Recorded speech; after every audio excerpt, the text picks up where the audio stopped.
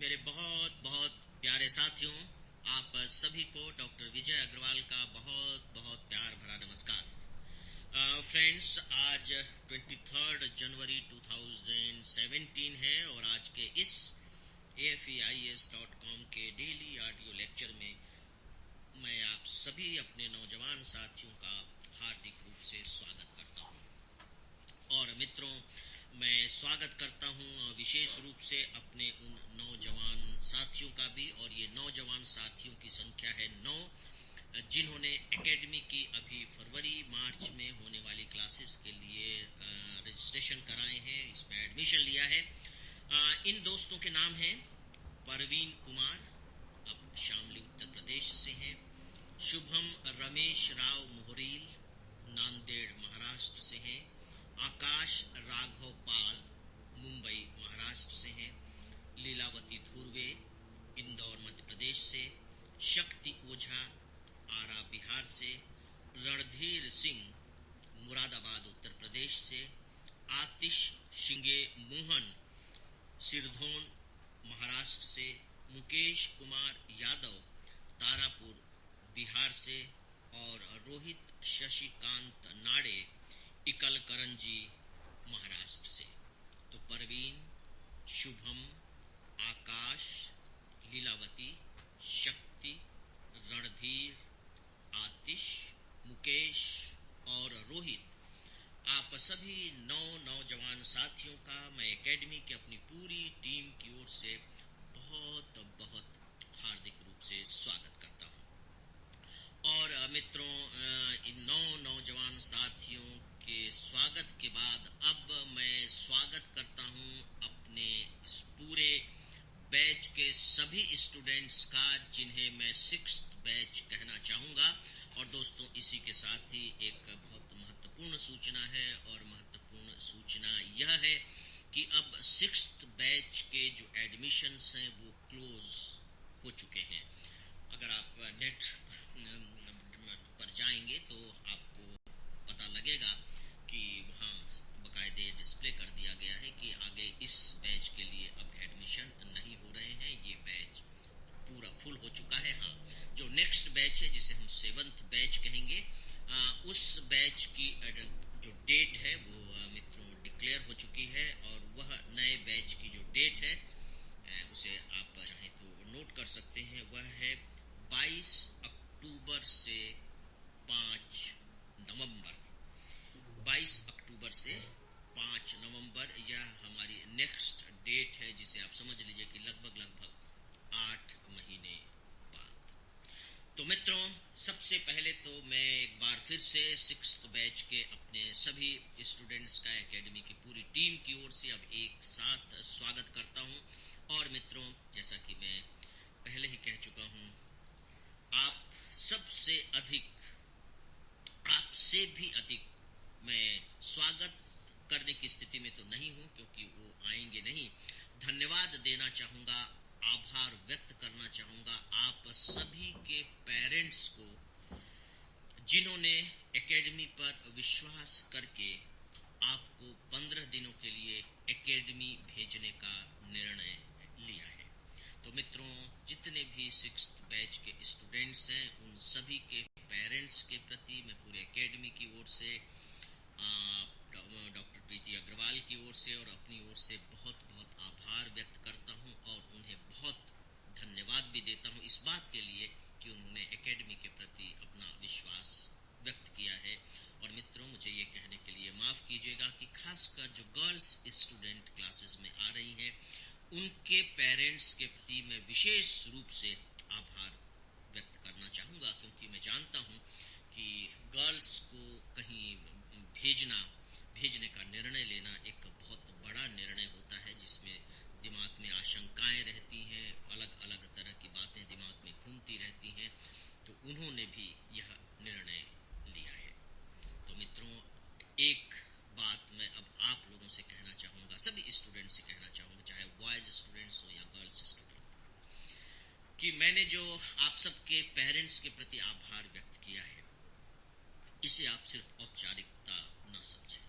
और मैं चाहूँगा कि आप सब अपने अपने पेरेंट्स तक एकेडमी की और मेरी और डॉक्टर प्रीति अग्रवाल की इस भावना को पहुंचाए ही। अगर आप उनके साथ रह रहे हैं तो तुरंत उनसे जा करके कहें, जैसे ही आज का ऑडियो सुन लेते हैं। और यदि आप उनसे दूर रह रहे हैं तो मोबाइल के जरिए उन्हें इस बात की सूचना दें। मित्रों, इसे आप ट्रेनिंग का एक फिर से अगला चरण मान लें। देखिए कि यदि आप उन्हें सूचना नहीं देंगे, सूचना बाई दी अगर आप नहीं देते हैं, भूल जाते हैं, तो आपका दिमाग यह सोचकर संतोष कर सकता है कि आज सर पूछेंगे तो बता देंगे कि हाँ हमने बता दिया था, क्योंकि सर तो हमारे पेरेंट्स से फोन करके पूछेंगे नहीं कि नहीं बताया गया था, और बात खत्म हो जाएगी। वास्तव में मित्रों, मैं पूछूंगा भी नहीं, कितनों से पूछूंगा। और सच बात है कि अगर आप बताएंगे तो वेरीफाई करने का मेरे पास कोई आधार भी नहीं है। उस लेवल पर तो आपका सोचना बिल्कुल सही है।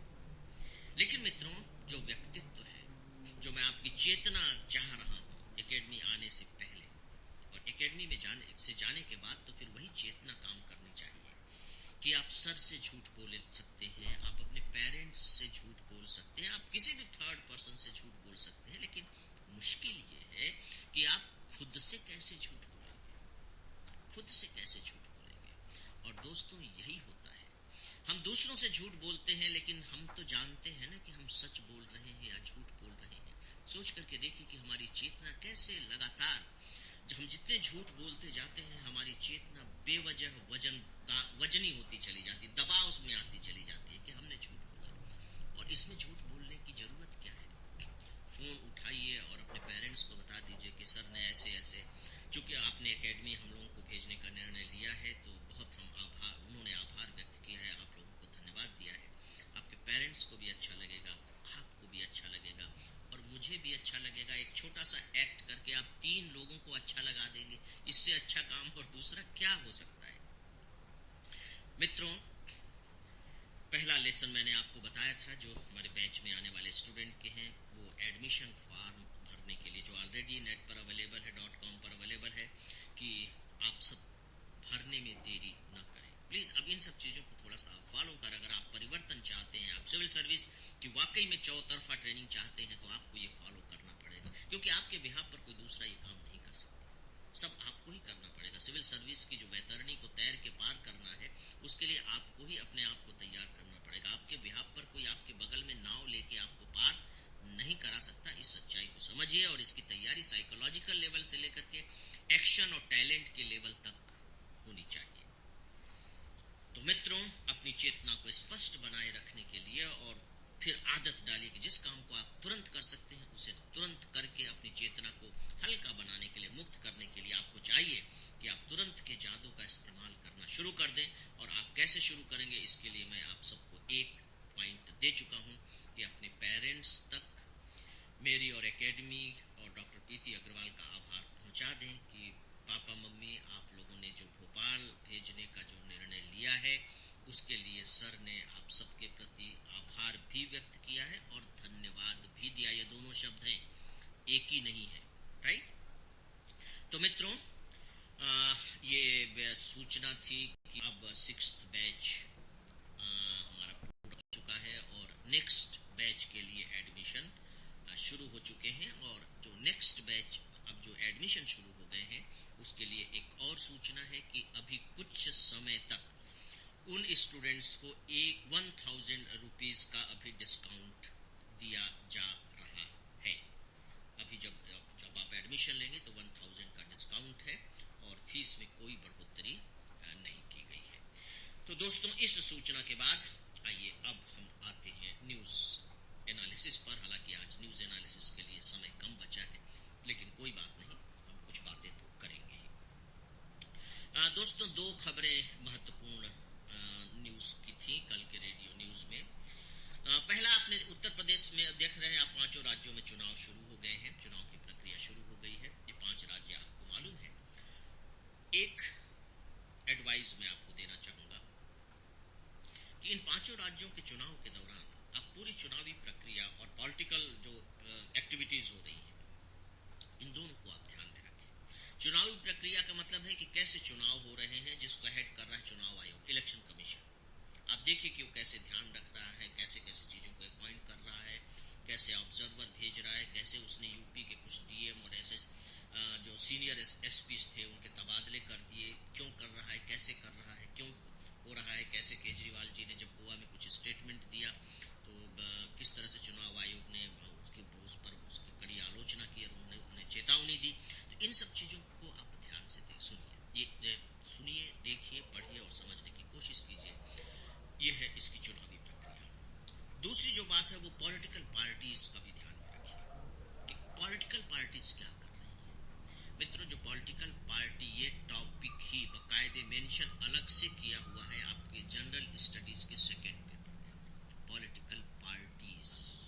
और अगर आप 2016 का क्वेश्चन पेपर उठाकर देखेंगे तो उसमें बाकायदे पॉलिटिकल पार्टी पर एक क्वेश्चन भी पूछा गया है, बाकायदे क्वेश्चन पूछा गया है। और मजेदार बात है कि वह क्वेश्चन आपको बड़े कॉमन सेंस के आधार पर लिखना पड़ेगा। उसका थोड़ा सा संकेत अगर आप एनसीईआरटी की किताबों में जाएंगे तो उसका संकेत है। राजनीतिक दल एक टॉपिक है, उसमें 4 पॉइंट दिए हुए हैं कि भारतीय राजनीतिक दलों के साथ जो समस्या चल रही है उसमें 4 पॉइंट मेंशन किए गए हैं। उसमें से एक पॉइंट जो आंतरिक लोकतंत्र की है वह भी उसमें मेंशन है और वही एग्जाम में पूछ लिया गया है। अब सिविल सर्विस का जो चैलेंज है वो ये है कि किताब में तो दे दिया है एनसीईआरटी और आपने पढ़ भी ली है, तो क्या आप उसको ज्यों का त्यों लिख कर आएंगे तो आपके प्रश्न का उत्तर अच्छे तरीके से हो जाएगा? नॉट एट ऑल, ऐसा बिल्कुल भी नहीं होगा मित्रों, ऐसा बिल्कुल भी नहीं होगा। उसमें आपको करंट चीजों को जोड़ना पड़ेगा, उन्हें समझाना पड़ेगा, और वो आप तभी समझा सकते हैं जब आप उस पॉलिटिकल सिचुएशंस को समझ रहे हो। जैसे कि अभी आप देखेंगे तो अभी आप देख रहे हैं, जैसे यूपी को आप ले लीजिए, न्यूज में आपने सुना कि अब कांग्रेस और समाजवादी पार्टी में गठबंधन हो गया है, यानी ये मिलकर चुनाव लड़ेंगे। अब आप देखिए कि ये क्या हो रहा है, आपको एनालिसिस के लिए बता रहा हूँ कि समाजवादी पार्टी जिसको पिछली बार पूरी तरह से बहुमत मिला हुआ है, अकेले के दम पर उसने सरकार बनाई और 5 साल शासन में रही। कांग्रेस पार्टी जो इतनी बड़ी राष्ट्रीय पार्टी है, जो इतने लंबे समय तक यूपी में रही, यूपी से इतने प्रधानमंत्री कांग्रेस के बने, इसका मतलब है कि अब इन दोनों पार्टियों में ये ताकत नहीं रह गई यूपी के लिए कि ये सोच सके कि हम अकेले दम पर सरकार बना लेंगे। ऐसा क्यों हुआ? गवर्नेंस में प्रॉब्लम हुई, क्या प्रॉब्लम हुई? कुछ ना कुछ तो प्रॉब्लम हुई ना। तो क्या अब इतनी बड़ी बड़ी और सक्षम पार्टियां भी गठबंधन करने को मजबूर हो रही हैं, और वह भी राष्ट्रीय स्तर पर नहीं? राष्ट्रीय स्तर पर तो बात बहुत बड़ी हो जाती है, क्योंकि एक स्टेट में किसी एक पार्टी का दबदबा हो सकता है, दूसरे स्टेट में कहीं दूसरी पार्टी का दबदबा हो सकता है।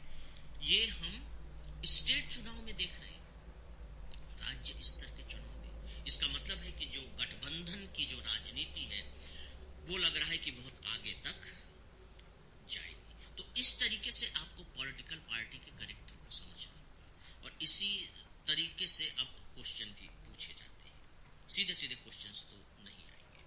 मित्रों, जो दूसरी खबर थी, और ये रेडियो की आखिरी खबर है जिसका उल्लेख मैं कर रहा हूँ, वो जल्लीकट्टू को लेकर के है। आपने इससे पहले अखबारों में भी देखा कि उस पर अध्यादेश भी जारी हो गया है, और कल जो इसका जब आयोजन भी हुआ तो उसमें एक दुर्भाग्यजनक घटना घटी, 2 लोगों की मृत्यु की खबर है, और घायल लोगों की संख्या अखबार अलग बता रहे हैं, कुछ चैनल्स अलग बता रहे हैं, कुछ चैनल्स अलग बता रहे हैं, लेकिन कुल मिलाकर ये है कि काफी लोग घायल भी हुए हैं। और सच पूछे तो जल्लीकट्टू पर के खेल पर जो नियंत्रण लगाने की जो बात भी कही जा रही है, जो याचिका भी दायर की गई है, वो इसी रूप में की गई है कि एक तो जानवर जो सांड होते हैं उनके प्रति अमानवीय व्यवहार होता है, और दूसरे इससे लोगों को भी चोट पहुंचती है। तो वो चीज वहां एक दिखाई दे रही है जो न्यूज में भी आई है। अब स्टेट गवर्नमेंट ने कहा है कि वो सीधे सीधे स्टेट असेंबली में इसके पक्ष में, मतलब जल्लीकट्टू के पक्ष में वो कानून लेकर के आएगी। अब देखते हैं कि बात कहाँ तक बढ़ती है, क्योंकि उधर सुप्रीम कोर्ट में भी मामला है, ऑलरेडी मामला के रहते हुए अध्यादेश जारी किया गया है। तो अब एक आपको कंट्राडिक्शन यहाँ ये दिखाई देगा कि अगर कोई मामला सुप्रीम कोर्ट में चल रहा है तो क्या संसद या विधायिका उस पर अध्यादेश ला सकती है? संवैधानिक स्थिति क्या है ऐसे में? जुडिशरी सुप्रीम है या पार्लियामेंट सुप्रीम है? अगर मैं स्टेट असेंबली की बात कर रहा हूं तो उसको भी पार्लियामेंट ही मान करके चलिए, वो स्टेट की पार्लियामेंट है। तो दोनों में सुप्रीम कौन है? तो अब आप देखेंगे कि बटने चले कि चूंकि डेमोक्रेटिक स्टेट है, यानी कि हमारा जो देश है वो लोकतांत्रिक है, तो लोकतंत्र में जो अंतिम शक्ति है वो तो संसद के पास है। संसद से बड़ी तो कोई भी शक्ति है नहीं। अब सवाल ये है कि जब मामला एक साथ इस तरह से जुडिशरी में चल रहा हो तो उस समय क्या किया जाना चाहिए। तो आप देखेंगे कि इन सब को लेकर के आगे आर्टिकल्स मुझे लगता है कि आएंगे, लिखे जाएंगे, तो उन सबको आप ध्यान से देखिएगा और फिर अकॉर्डिंगली आप अपना मत निर्धारित कीजिएगा। ये भी टॉपिक मुझे आने वाले समय के लिए एक बहुत इम्पोर्टेंट टॉपिक मालूम पड़ता है। तो फ्रेंड्स, ये दो ही खबरें थी। जहाँ तक इस बीच की खबर है दोस्तों, वो और अखबारों में भी अखबारों की क्लिपिंग्स का सवाल है। हालांकि मैं सोमवार को आप लोगों को बहुत कम क्लिपिंग्स प्रोवाइड करता हूँ, लेकिन उस ट्रेडिशन के विरुद्ध आज आपको बहुत सारी मैं क्लिपिंग्स प्रोवाइड कर रहा हूँ, इसके लिए माफ़ी चाहूँगा। और वैसे भी 2 दिन आपने आराम कर लिया है और आप नई ऊर्जा के साथ अब फिर से 5 दिनों के स्वागत के लिए तैयार हो गए होंगे। मित्रों, इस बीच में आपने देखा कि जो अमेरिका के राष्ट्रपति हैं डोनाल्ड ट्रंप, उन्होंने शपथ लिया है और शपथ के बाद उन्होंने जो भाषण दिया है पूरी दुनिया ने ध्यान से सुना। मैंने भी लाइव टेलीकास्ट उसका सुना। उसको लेकर के अब अलग अलग तरीके से चीजें हो रही हैं। मित्रों, मेरे पास वक्त नहीं है कि मैं उनके भाषण के उन पॉइंट्स को हाईलाइट करके आपको बता सकूं कि उसमें कैसे दुनिया में एक नीतिगत परिवर्तन, एक जबरदस्त नीतिगत परिवर्तन होने की संभावनाएं दिखाई दे रही हैं और इसका दुनिया पर क्या असर पड़ेगा। लेकिन मैं इस पर बात करूंगा। हो सकता है कि मैं कल ही बात करूं यदि कोई दूसरी बहुत महत्वपूर्ण घटना सामने नहीं आई तो। लेकिन उनसे संबंधित जो आर्टिकल्स आज अखबार में आए हैं, जो एडिटोरियल कमेंट्स अखबार में आए हैं, वो मैं जरूर आपको प्रोवाइड कर रहा हूँ। फ्रेंड्स, इसी के बैकग्राउंड में, इसी के परिप्रेक्ष्य में मैं एक सलाह आपको देना चाहूंगा और यह सलाह है वर्ल्ड हिस्ट्री से रिलेटेड। आपका जो सिविल सर्विस का जो जीएस का फर्स्ट पेपर है उसमें वर्ल्ड हिस्ट्री भी है। अगर वर्ल्ड हिस्ट्री के पिछले 4 साल के हम पेपर उठा करके देखें तो कोई ताज्जुब नहीं कि इस बार अमेरिका के वर्ल्ड हिस्ट्री के तहत अमेरिका के बारे में कुछ पूछ लिया जाए। इसलिए क्योंकि डोनाल्ड ट्रंप ने ये बात सही कई बार कही है कि अमेरिका को फिर से महान बनाना है, जैसा पहले महान था उतना महान बनाना है। अलग अलग तरह की शब्दावली उन्होंने प्रयोग की है।